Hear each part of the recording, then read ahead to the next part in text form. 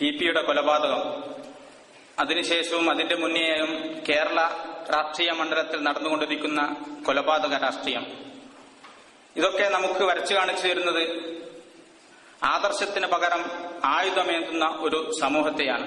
ആദർശം പരാജയപ്പെടുന്നിടത്താണ് ആയുധങ്ങൾ സംവദിക്കുന്നത്. ഈ ഒരു അവസരത്തിലാണ് ഈ അർത്ഥത്തിലുള്ള ഒരു തുറന്ന ചർച്ച എല്ലാ രാഷ്ട്രീയ പാർട്ടി പ്രതിനിധികളെയും വ്യത്യസ്ത ചിന്താധാരയുള്ള പ്രതിനിധികളെയും പങ്കെടുപ്പിച്ചുകൊണ്ട് നടത്തണമെന്ന് യൂത്ത് ഇന്ത്യ ആഗ്രഹിക്കുന്നത്. ഈ ചർച്ചയിൽ, ഈ പരിപാടിയിൽ അധ്യക്ഷത വഹിക്കുന്നത് യൂത്ത് ഇന്ത്യ പ്രസിഡന്റ് അർഷദ് ആണ്. അദ്ദേഹത്തെ ഈ വേദിയിലേക്ക് സ്വാഗതം ചെയ്യുകയാണ്. ഈ ചർച്ചയിൽ മോഡറേറ്ററായി നമ്മോടൊപ്പമുള്ളത് സക്കീർ ഹുസൈൻ തൂവറാണ്. അദ്ദേഹത്തെയും ഈ പരിപാടിയിലേക്ക് ആദരപൂർവ്വം ക്ഷണിക്കുന്നു, സ്വാഗതം ചെയ്യുന്നു. ഞങ്ങളുടെ ക്ഷണം സ്വീകരിച്ച് ഇവിടെ എത്തിയ ജോൺ മാത്യു സർ, അദ്ദേഹത്തെ ഈ ഒരു സദസ്സിന് പരിചയപ്പെടുത്തേണ്ടതുണ്ട് എന്ന് ഞാൻ കരുതുന്നില്ല. കുവൈത്തിലെ ഒരു പൗരപ്രമുഖനും സാംസ്കാരിക മണ്ഡലത്തിലെ നിറസാന്നിധ്യവുമാണ് ശ്രീ ജോൺ മാത്യു സർ. അദ്ദേഹത്തെയും ഈ പരിപാടിയിലേക്ക് സ്വാഗതം. ചർച്ച ചെയ്യാനാണ് നമ്മളിവിടെ ഒത്തുചേർന്നിരിക്കുന്നത്. നമുക്കറിയാവുന്നതുപോലെ നമ്മുടെ രാഷ്ട്രീയ മണ്ഡലം, നമ്മുടെ ഭരണകേന്ദ്രങ്ങളും ദിവസങ്ങൾ കഴിയുന്തോറും ഓരോ പുതിയ പുതിയ വിഷയങ്ങൾ നമുക്ക് തന്നുകൊണ്ടിരിക്കുകയാണ്. നമ്മുടെ ഭരണകേന്ദ്രങ്ങൾ കോർപ്പറേറ്റ് വൽക്കരിക്കപ്പെട്ട് അഴിമതിയുടെ പുതിയ പുതിയ കഥകൾ ഓരോ ദിവസവും നമ്മോട് പറഞ്ഞു തരുന്നു. രാഷ്ട്രീയ നേതൃത്വം കാലുമാറ്റത്തിന്റെയും കാലുവാരലിന്റെയും കഥകൾ നമുക്ക് പത്രങ്ങളിലൂടെ ഓരോ ദിവസവും നമ്മൾ കാണുന്നു. മൊബൈലിലൂടെ പ്രചരിക്കുന്ന, പാർലമെന്റിൽ പോലും മൊബൈലിൽ അശ്ലീലം കാണുന്ന ഒരു രാഷ്ട്രീയ നേതൃത്വമായി നമ്മുടെ രാഷ്ട്രീയ നേതൃത്വം വളർന്നു വന്നിരിക്കുന്നു. ഇത്തരത്തിൽ പൊതുജനങ്ങൾ, ജനസമൂഹം ആഗ്രഹിക്കാത്ത തീർത്തും ധർമ്മച്യുതിയിലോട്ട് നമ്മുടെ രാഷ്ട്രീയവും ഭരണകൂടവും മാറുന്ന ഒരവസ്ഥ നമ്മുടെ നാട്ടിൽ കഴിഞ്ഞ കുറെ കാലങ്ങളായി നമ്മൾ കണ്ടുവരുന്ന ഒരു യാഥാർത്ഥ്യമാണ്. ഇതിനിടയിലെയാണ് കേരള സമൂഹത്തെ പിടിച്ചുകുലുക്കിക്കൊണ്ട് ഒരു കൊലപാതക രാഷ്ട്രീയത്തിൽ വിശ്വസിക്കുകയും അതിനുവേണ്ടി നമ്മുടെ ജീവിതവും നമ്മുടെ പാർട്ടിയും നമ്മുടെ സഖാക്കളും ആ ഒരു ആദർശത്തിൽ തന്നെ നിലകൊണ്ട് മുന്നോട്ട് പോകുമെന്ന് തീരുമാനിച്ചുകൊണ്ട് അവർ മുന്നോട്ട് പോവുകയാണ് ചെയ്തത്. അതിനുശേഷം മുൻജിയത്ത് സംഭവിച്ചത് പാർട്ടിയിൽ നിന്നും വിട്ട, സിപിഎമ്മിൽ നിന്നും വിട്ട സഖാക്കൾക്കെതിരെ അവിടുത്തെ സിപിഎം നേതൃത്വം നിരന്തര പീഡനത്തിന്റെ വ്യത്യസ്തമായ രൂപങ്ങളിലൂടെ സിപിഎം നേതൃത്വം അവരെ പീഡിപ്പിക്കുകയായിരുന്നു. റിപ്പോർട്ടുകൾ പറയുന്നു, രമയുമായിട്ട്, ടി.പിയുടെ ഭാര്യ രമയുമായിട്ട് ഇന്ത്യ വിഷൻ നടത്തിയ ഇന്റർവ്യൂവിൽ നമുക്ക് കാണാൻ സാധിക്കും. അവർ പറയുന്നുണ്ട്, ഞങ്ങളുടെ കൂട്ടത്തിൽ ബാങ്കുകളിൽ നിന്ന് ലോൺ എടുത്ത ആളുകളുടെ വീട്ടിലോട്ട് വന്ന് അവരെ അന്യായമായി, പ്രത്യേകിച്ച് നോട്ടീസുകളൊന്നുമില്ലാതെ ജപ്തി ചെയ്യുക, കുട്ടികളെ സ്കൂളിൽ നിന്നും ഇല്ലാത്ത കാരണങ്ങൾ പറഞ്ഞുവിടുക, ആർഎംപിയുടെ നേതൃത്വത്തിൽ ഉള്ള ആർഎംപിയുടെ കൂടെയുള്ള സഖാക്കളെ പ്രത്യേകം തിരഞ്ഞുപിടിച്ചുകൊണ്ട് അവർക്ക് തൊഴിൽ നൽകാതെ, തെന്നുകയറ്റ തൊഴിലാളികൾ പോലുള്ള തൊഴിലാളികൾക്ക് തൊഴിൽ നൽകാതെ അവരെ ആ നാട്ടിൽ നിന്നും ബഹിഷ്കരിക്കുവാനുള്ള തീരുമാനങ്ങൾ, ഇത്തരത്തിൽ ആർഎംപിയുടെ കൂടെയുള്ള സഖാക്കളെ നാട്ടിൽ നിന്നും സാധ്യമാവുന്ന രൂപത്തിൽ അവരെ പീഡിപ്പിക്കുന്ന ഒരവസ്ഥയും ഇതിൽ മാറി നിൽക്കാൻ വേണ്ടി പൂർണ്ണമായിട്ടും ഈ ഒരു കൊലപാതകത്തിൽ നിന്ന് സിപിഎമ്മിന് മാറി നിൽക്കാൻ വേണ്ടി സാധിക്കുകയില്ല എന്നാണ്. നമ്മൾ ഈ ചർച്ചയ്ക്ക് ഇവിടെ എത്തിച്ചേർന്ന എല്ലാ രാഷ്ട്രീയ പാർട്ടികളെയും ഒന്നുകൂടി ഈ ഒരു പരിപാടിയിലോട്ട് ഹർദ്ദമായി സ്വാഗതം ചെയ്യുകയാണ്. നമ്മൾ മനസ്സിലാക്കേണ്ടതുണ്ട്, കേരളത്തിന്റെ കൊലപാതക രാഷ്ട്രീയത്തിന്, കേരളം ഇന്നേ വരെ കണ്ടിട്ടില്ലാത്ത ഏറ്റവും വലിയ കൊലപാതക രാഷ്ട്രീയത്തിന്റെ ഏറ്റവും ഒച്ചപ്പാടുണ്ടാക്കിയ കൊലപാതക രാഷ്ട്രീയമാണ് കഴിഞ്ഞ ദിവസം നമ്മൾ കണ്ടത്. സഖാവ് പി.ടി. തന്റെ ചോരയിലൂടെ കേരളത്തിന് നൽകിയ സന്ദേശം വളരെ വലുതാണ്. ഇനിയൊരു പാർട്ടിയും കൊലക്കത്തിയുടെ രാഷ്ട്രീയം കളിക്കരുത്. അതിന് മാത്രമുള്ള പാഠം അവർ എന്റെ രക്തത്തിൽ നിന്നും പഠിച്ചിരിക്കണമെന്ന് ടി.പി. ആത്മകഥം ചെയ്യുന്നുണ്ടാവണം. ടി.പി. തന്റെ ചോര കൊണ്ട് ഈ നാട്ടിന് വളരെ വലിയ ഒരു മെസ്സേജാണ് നൽകിക്കൊണ്ടിരിക്കുന്നത്. കുലംകുത്തിയായ ഒരു സഖാവിനെ കഷണം കഷണമാക്കി വെട്ടുനുറുക്കി പാർട്ടി ശക്തിപ്പെടുമെന്ന് കണക്കുകൂട്ടിയ മനുഷ്യപിശാചുക്കളെ, അവർ എത്ര വലിയ ആളുകളായാലും തന്നെ ശരി, അവരേത് പാർട്ടിയുടെ ആളുകളായാലും തന്നെ ശരി, ജയിലിനുള്ളിലോട്ട് എത്തിക്കുമെന്ന് കേരളത്തിന്റെ പൊതുസമൂഹം, കേരളത്തിന്റെ മനസാക്ഷി ആവശ്യപ്പെടുന്നു എന്ന് നമ്മൾ തിരിച്ചറിയുന്നു. ഈ ഒരു സന്ദർഭത്തിലാണ് ഇത്തരമൊരു ചർച്ചയുമായിട്ട് കോഴിക്കോട്ടായിക്കൊള്ളട്ടെ, കേരളത്തിലാണ്. എന്നിട്ട് ഇന്ന് നമ്മൾ ഇവിടെ കൂടിയിരിക്കുന്നത് ഈ സമയത്ത് വീട്ടിലിരുന്ന് നല്ല സിനിമയും കണ്ട് ഭാര്യയുമായിട്ട് ചേർന്ന് സല്ലപിക്കേണ്ട സമയത്ത് നമ്മളിവിടെ കൂടിയിരിക്കുന്നത് ഒരു കൊലപാതകത്തെക്കുറിച്ച് ചർച്ച ചെയ്യാനാണ്.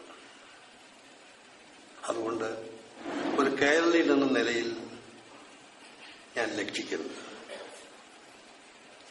അദ്ദേഹത്തിന്റെ പ്രസംഗത്തിലെ ഏറ്റവും പ്രധാനപ്പെട്ട ഒരു വാക്ക് മാത്രം ഞാൻ കടമെടുത്തുകൊള്ളട്ടെ. ആനുഷംഗികമായി അദ്ദേഹം പറഞ്ഞു പോയതാണത്. ഒരു വലിയ പ്രാധാന്യം ആ വാക്കിന് അദ്ദേഹം കൊടുത്തതായിട്ട് എനിക്ക് തോന്നിയില്ല. പദം ഇതാണ്: മൂല്യച്യുതി. മൂല്യങ്ങൾ നഷ്ടപ്പെട്ടിരിക്കുകയാണ് മനുഷ്യന്. മൂല്യങ്ങളെക്കുറിച്ച് യാതൊരു ബോധവുമില്ല.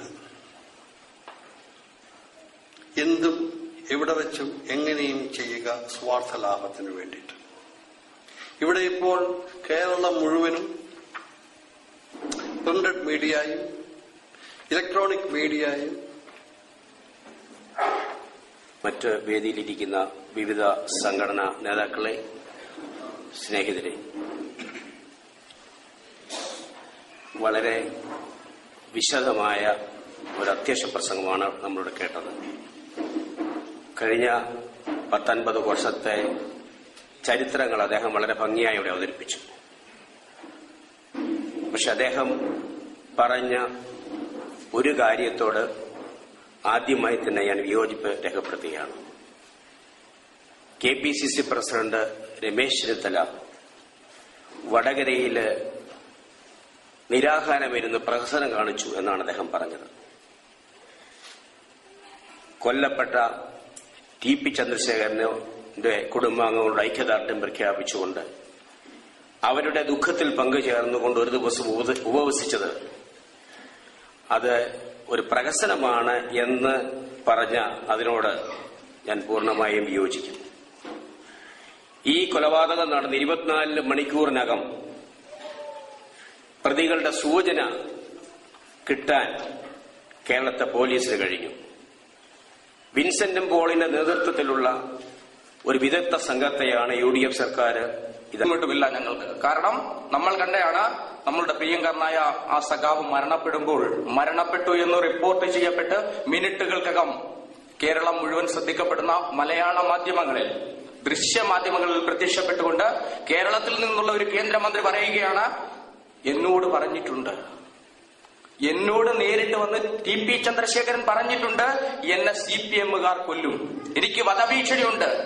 ഒരു പോലീസ് കോൺസ്റ്റബിളിന്റെയെങ്കിലും സെക്യൂരിറ്റി കൊടുക്കാൻ എന്തുകൊണ്ട് UDF സർക്കാരിന് സാധിച്ചില്ല? ഇവിടെ ചർച്ച ചെയ്യപ്പെടണം. എന്തുകൊണ്ട് സാധിച്ചില്ല? അങ്ങനെ ചെയ്യാതിരുന്നതിന്റെ പേരിലല്ലേ അദ്ദേഹം കൊല്ലപ്പെട്ടത്? കൊന്നതാരുമാവട്ടെ, ഇന്നും കേരളത്തിൽ ചർച്ച ചെയ്യപ്പെടുന്നു. മാർക്സിസ്റ്റ് പാർട്ടിയുടെ സെക്രട്ടറി പറയുന്നു തങ്ങൾക്ക് അതിനകത്ത് ഒരു ബന്ധവുമില്ല. KPCC പ്രസിഡന്റ് വലിയൊരു ജാഥ നയിക്കുന്നു, അവിടെ സത്യാഗ്രഹം ഇരിക്കുന്നു. അദ്ദേഹം പറയുന്നു CPM കൊന്നു. അങ്ങനെ നിരവധി രാഷ്ട്രീയ പ്രസ്ഥാനങ്ങൾ പറയുന്നു CPM കൊന്നു. തെളിയിക്കപ്പെടുന്നു CPM-ന് പങ്കുണ്ട് എന്ന് പറയുന്നു. എന്നാൽ ഇന്ന് CPM-ന്റെ സംസ്ഥാന സെക്രട്ടറി പറയുന്നു തങ്ങൾക്ക് പങ്കില്ല, അത് പാർട്ടി അന്വേഷിക്കും, പങ്കുള്ളവരെ പാർട്ടി നടപടിയെടുക്കുമെന്നുള്ള രീതിയിൽ പറഞ്ഞു പോകുന്നു.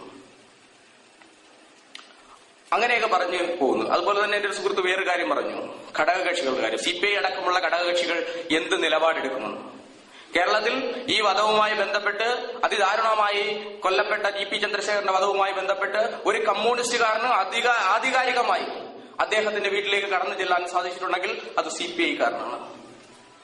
CPI-കാരന് മാത്രമേ അദ്ദേഹം ഒരു കമ്മ്യൂണിസ്റ്റുകാരൻ എന്നുള്ള പേരിൽ ആ വീട്ടിലേക്ക് CPI MLA-മാർക്ക് മാത്രമേ കടന്നു ചെല്ലാൻ പറ്റൂ. CPM-കാരെ കയറ്റില്ല എന്ന് അവിടുത്തെ ഈ റവല്യൂഷണറി മാർക്സിസ്റ്റ് പാർട്ടി തന്നെ നേരത്തെ പറഞ്ഞിരുന്നു. അവരാരും അങ്ങോട്ട് പോയില്ല. പേടിച്ചിട്ടാണോ എന്ന് എനിക്കറിയില്ല, അവരാരും പോയില്ല.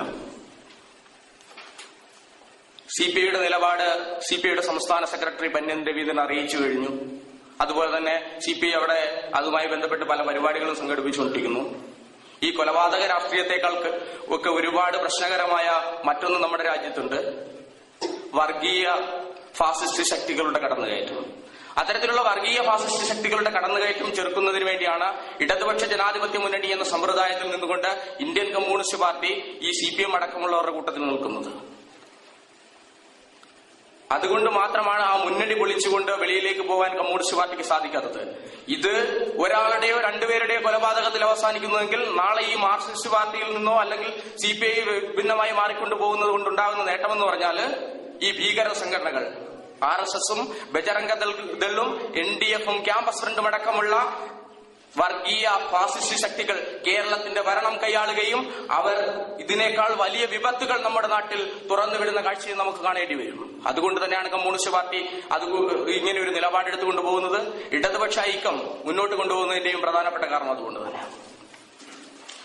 ഈ കൊലപാതക രാഷ്ട്രീയമായി ചർച്ച ചെയ്യപ്പെടുമ്പോൾ എനിക്ക് തോന്നുന്നത് 1964 മുതൽ ഇങ്ങോട്ട് നോക്കുമ്പോൾ ഇന്ത്യൻ കമ്മ്യൂണിസ്റ്റ് പാർട്ടി ഇന്നേ വരെ ആരെയും കൊന്ന ചരിത്രമില്ല, ഒരു രാഷ്ട്രീയ പ്രസ്ഥാനത്തിന്റെ പേരിലും വെക്കിട്ട് കയറിയ ചരിത്രമില്ല. പക്ഷേ കേരളത്തിലെ കാസർഗോഡ് മുതൽ തിരുവനന്തപുരം വരെയുള്ള സ്ഥലങ്ങൾ നമ്മൾ പരീക്ഷിക്കുമ്പോൾ നിരവധി ചെറുതും വലുതുമായ ഒരുപാട് രാഷ്ട്രീയ പ്രസ്ഥാനം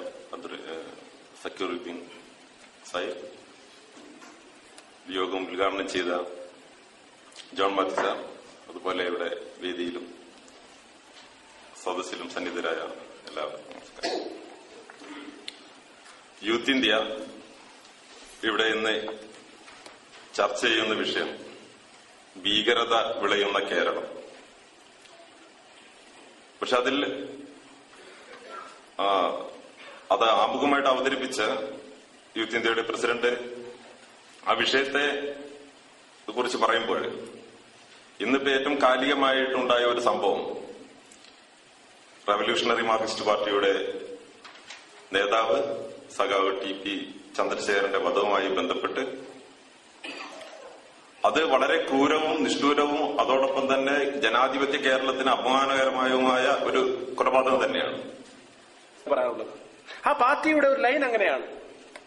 നമുക്കറിയാം, സാമൂഹ്യ ശാസ്ത്രജ്ഞന്മാരും മറ്റും പഠിച്ച ഒരു കാര്യമുണ്ട്, അല്ലെങ്കിൽ അവർ അവതരിപ്പിച്ച ഒരു കാര്യമുണ്ട്. ഒരു ശൂന്യതയുള്ള, ആശയപരമായ ശൂന്യതയുള്ള, ദൈവഭയമില്ലാത്ത, ആരോടും മറുപടി പറയേണ്ട, ഭൗതികമായ മാത്രം കാര്യങ്ങളിൽ മാത്രം ഒതുങ്ങി നിൽക്കുന്ന ഒരു പ്രസ്ഥാനത്തെ സംബന്ധിച്ചിടത്തോളം ഇത്തരം ന്യൂനതകൾ കടന്നു വരിക സ്വാഭാവികമാണ്. ഇപ്പൊ നമുക്കറിയാം, അതിന്റെ അലയൊലികൾ ഇന്ത്യയിൽ മുഴുവൻ സംഭവിച്ചു. ഇപ്പൊ ഇവിടെ പറഞ്ഞു, ഈ എല്ലാ രാഷ്ട്രീയ പാർട്ടികളും അക്രമ പരമ്പര. കണക്കുകൾ നോക്കണം, നിങ്ങൾ കണക്കുകൾ നോക്കി സംസാരിക്കണം.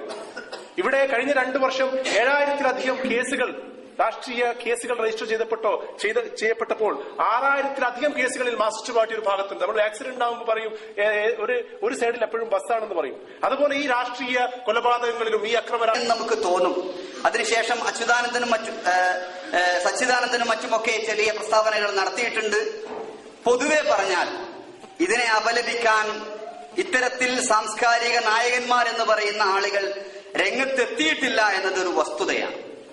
പേടി കൊണ്ടാണോ, ജീവനപ്പേടി കൊണ്ടാണോ, അതല്ല വേറെ എന്തെങ്കിലും താല്പര്യങ്ങൾ കൊണ്ടാണോ എന്നറിയില്ല. ഒരു കാര്യത്തിൽ ഞാനിവിടെ യൂത്ത് ഇന്ത്യയെ അഭിനന്ദിക്കുന്നു. ഇതിന്റെ തലക്കെട്ട് വളരെ ഭംഗിയായി. ബഷീർ ബാത്തൊക്കെ വ്യത്യസ്ത അഭിപ്രായം ഉണ്ടാവും. ഞാൻ പറയുന്നത്, നിങ്ങൾ ലീഗർ വേറെ യോഗം വെച്ചോളി, മാർക്സിസ്റ്റ് പാർട്ടിയുടെ ഭീകര രാഷ്ട്രീയം എന്ന് പറഞ്ഞുകൊണ്ട് വേറെ യോഗം വെച്ചോളി, ഞങ്ങൾക്ക് എതിർപ്പില്ല. പക്ഷെ ഇതിന്റെ തലക്കെട്ട് ഭീകരത വിളയുന്ന കേരള രാഷ്ട്രീയം എന്ന് പറയുന്നത് വളരെ പ്രസക്തമായ തലക്കെട്ടാണ്.